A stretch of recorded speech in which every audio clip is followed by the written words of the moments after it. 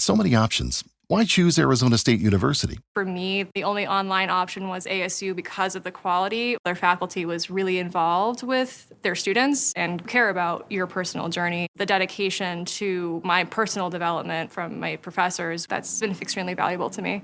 Earn your degree from the nation's most innovative university. Online. That's a degree better. Explore more than 300 undergraduate, graduate, and certificate programs at asuonline.asu.edu. Do you want more success, more growth, more results? Then it's time for the Boundless Success Accelerator from the Modern Observer Group. This isn't your average coaching program. It's where top performers come to dominate. Weekly group sessions, on-demand coaching, a community that's got your back, and a power-packed library of tools to supercharge your business and career. No more excuses, no more waiting. Get in, level up, and start building the life you've been dreaming about. Visit us at modernobserver.com/boundlesssuccess to join today. Let's get you to the next level.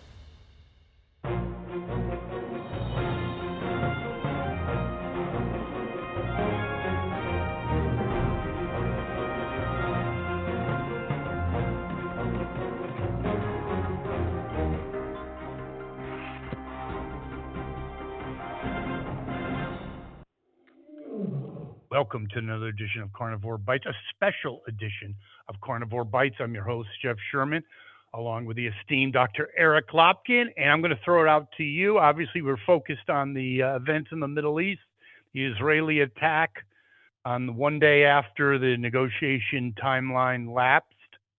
Their strike on Iran, just run with it. Anything that comes to mind, any of your analysis, let it rip.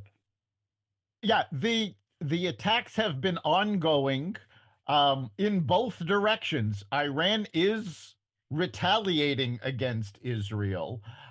In fact, I was on a briefing call with the American Jewish Congress on Friday, and one of the people giving us the information told us point blank she may have to jump off the call and go into a bomb shelter. Where Israel is being a lot more targeted than Iran is. Israel is focusing on nuclear facilities, on military facilities, taking out Iran's missiles. Iran is being a lot less discriminating, and we've had Israeli civilians killed, Israeli civilian areas hit, so they don't really care where they're hitting. The big thing I think we need to pay attention to is how Israel did this. Because the first wave of drones that Israel unleashed on Iran came from within Iran. Mossad started infiltrating Iran almost 2 years ago in preparation for this. So this is not a quick, oh, well, we have to do this now. This was meticulously planned. And it's not a coincidence that Donald Trump told Iran, you have 60 days to negotiate with us. And on day 61, Israel bombed the hell out of them. No question about it. And there's a bigger issue, not only the Mossad's meticulous planning, but experts who have real knowledge of this area. There is no denying that to have that happen, that is the drones in the middle of Iran, they needed inside help. Why do I bring that up? Because as we speak, the headlines on many internet news sites are there's a traffic jam in Iran for people leaving, okay? And what it also, and I'd like your opinion, our listeners would as well, I think it points, leaving is leaving, okay? But I think leaving is more an abandonment of the regime. I think it's also people now assisting the Israelis, and Netanyahu has a net positive in terms of opinion in Iran. Is it circling the drain time for the mullahs? That's the bigger issue. We hope so. Now, over the past several months, there have been indications that the mullahs are losing their grip on the country. There was a trucker strike, there have been worker strikes. In the past, these never happened, or if they did, they were shut down quickly. So you are seeing the dissatisfaction of the Iranian people. Now, as the American Jewish Congress brought up, we've seen signs of regime change before. And unfortunately, they have all fallen apart in the past as the mullahs turn their military abilities on their own people. So if Israel can take out enough of their military capabilities, and they have already eliminated, I believe, all of the Revolutionary Guard leadership. I mean, there may be, one or two left, Yeah, but it's a job you don't want to sign up for. yeah, they decimated the Revolutionary Guard, which gives an opportunity to the Iranian people to actually take their country back. And Netanyahu gave a speech on Friday evening aimed at the Iranian people, saying, "We have your back. This is your time." Yes, I think also the regime was getting weaker. I somewhat a nuance, kind of splitting hairs. I think the regime is closer to extinction than you may suggest. One of the reasons, not the only, is when, let's say, the Arab Spring. I believe that was 2010, close enough, right? You had Obama, who was incapable of any strategic thinking, in charge. Why do I bring that up? Because I think with Trump, any kind of move towards regime change, I believe, will be orchestrated correctly and supported correctly. And I also think it's comical because no one got hurt, but they had, just like Walter Cronkite, the ABC News, they had the news update in Iran had to be done on purpose and timed, that they're giving the news and the station gets hit. Why is that important besides the comical aspect? It's because the erosion of confidence. Your thoughts, Dr. Lopkin. Like, these people are not in control. They are not as tough, not as strong, not as competent as we were led to believe. Your thoughts? Yeah, the only reason for an attack on a media location is to send a message. And in this case, the message is, we can hit whatever we want. Remember, this is not Israel's first attack on Iran. They decimated Iran's air defenses only a few months ago. And while Iran has been rebuilding, they are not rebuilt yet. So between the damage done then and the initial drone attack done on Friday, Israel essentially controls the Iranian skies. Yes, they do. But the issue, a big underlying issue, besides the military aspect, is the emotional aspect. When you lose faith in your government when they're not in control, and the only thing that kept the Iranian populace in check was the either false impression or correct that the government was firmly in control. I think, I see, I smell regime change, because that is no longer the case. And we can cite what you've talked about, the drones in the middle of Iran. I mean, think of this as the United States, and they're launching drones from Texas. CBS News is getting bombed. The enemy has complete control of the skies. How much confidence are you going to have in the government? Not much. Well, I think you're missing something, though, in that the Iranian people didn't have confidence in their government to begin with. The Iranian government isn't in power because the people had confidence in them. They're in power because they threatened the populace. Okay, I think you're misunderstanding what I mean by, well, hold on, what I mean by confidence. I don't mean that they were in love with them, but they believed them to be competent and powerful, which scared the populace. No, I never thought that they were in love with them. Yeah, I mean, clarification. remember after the last Israeli attack, where they took out the air defenses, we saw graffiti going up all over Iran that actually said in Arabic, "We stand with Israel."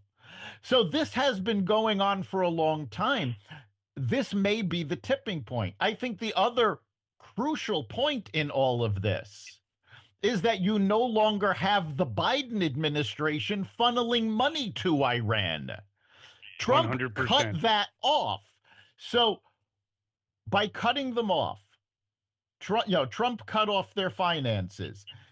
The Israelis, with American help, took out the Houthis, which is an Iranian proxy. The Israelis, pretty much without much of our help, took out Hezbollah and Hamas. So Iran can no longer rely on their proxies to help them. This is an I agree. historic weak point for the Iranian government. No question. I think it's also a realignment of the Middle East.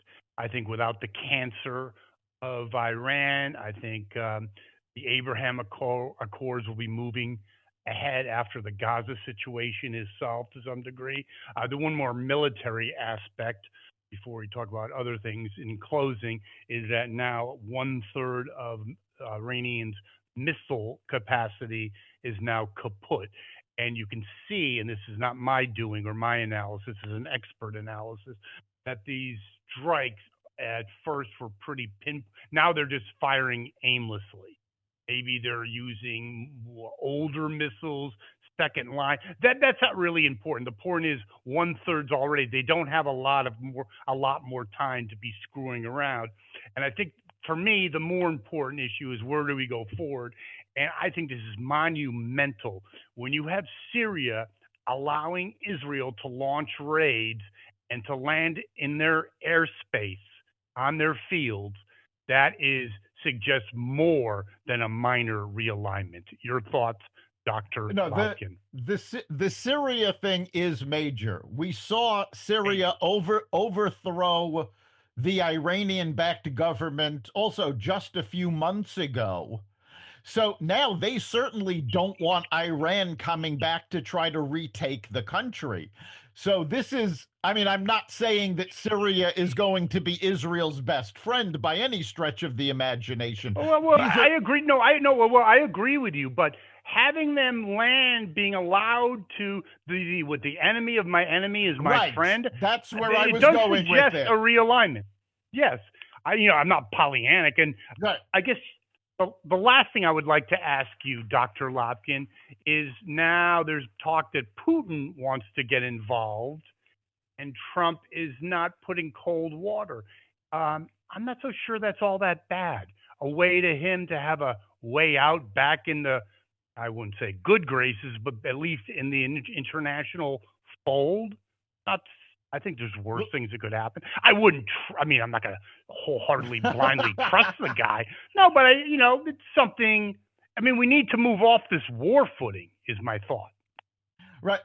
Putin needs Iran to survive this because Iran is their main source of weapons at this point for their war against Ukraine. So if Iran falls, Putin's war in Ukraine is in deep trouble. Also, you have to understand the true capabilities of the Israeli military and Mossad. Trump actually stepped in and told them not to take out the Iranian Ayatollah. Now, why did he do that? I think that's a mistake. Why did he do that, Dr. Lotkin? I'm sort of split on that. Part of me thinks it's a mistake, but part of me thinks if they do kill him, there is the possibility of his becoming a martyr, which is big in the Middle East. So you're going to see all sorts of other terrorist groups suddenly band together, for Iran, where at this point they're staying out of it. But the point I want to make is Israel would not have even brought this possibility up if they didn't have the capability of doing it. That is how precise and how embedded Mossad is within Iran. Now, let me ask you a bigger geopolitical question because you are the doctor. I say this sends shivers down China's spine. How do you like that? I mean, Israel is obviously I know they're special expertise in many things, but the weaponry is ours, and it's kind of at this point man against boy, isn't it? Yes, When I say Israel against Iran. China is worried about this. I mean, remember, it wasn't that long ago that Trump started talking about the Golden Dome, which would protect America from China's hypersonic missiles. And of course, China, Russia, and Iran were the largest voices complaining about the possibility of America having a defense that is essentially based on what we did on a smaller scale in Israel.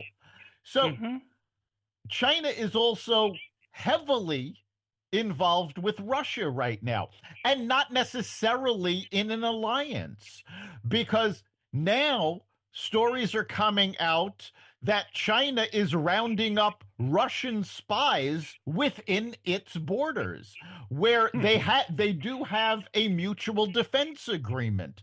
So if Russia suddenly falls, they have spies in China, Russia can then come to the US and say, look, we'll trade you intelligence on China,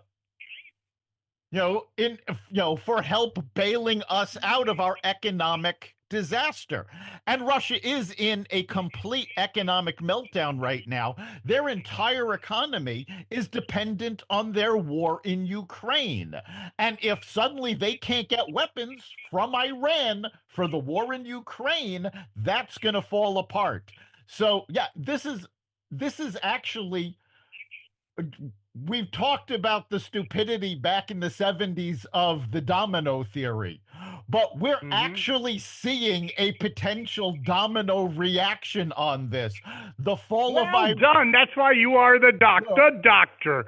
Correct. They're going to be, so teachers are going to say domino 1 didn't quite work out, but then you had domino 2 50-something years later. I would agree. Right. The fall of Iran can weaken Russia to the point that their war in Ukraine can fall apart and they'll have to start suing for peace, which in turn is going to weaken China.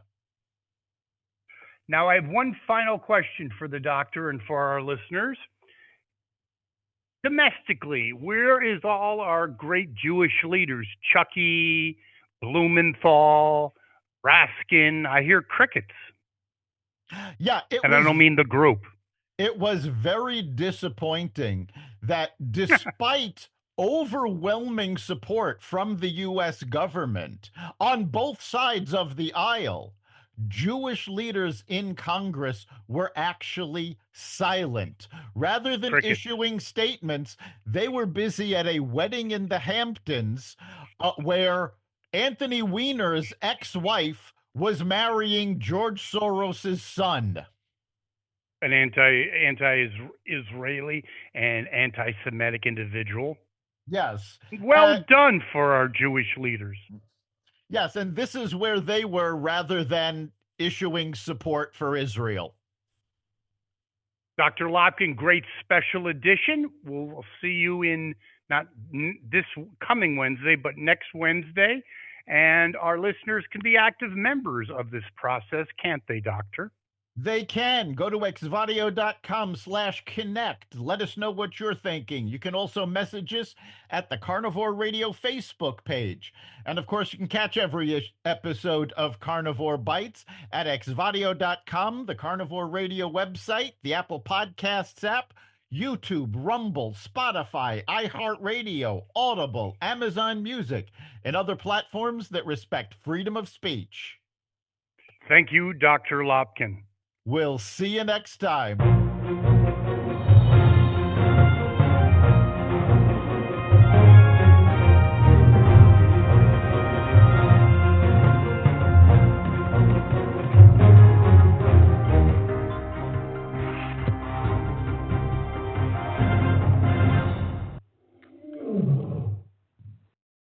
If you work as a manufacturing facilities engineer, installing a new piece of equipment can be as complex as the machinery itself. From prep work to alignment and testing, it's your team's job to put it all together. That's why it's good to have Grainger on your side. With industrial-grade products and next-day delivery, Grainger helps ensure you have everything you need close at hand through every step of the installation. Call 1-800-GRAINGER, click Grainger.com, or just stop by. Grainger, for the ones who get it done.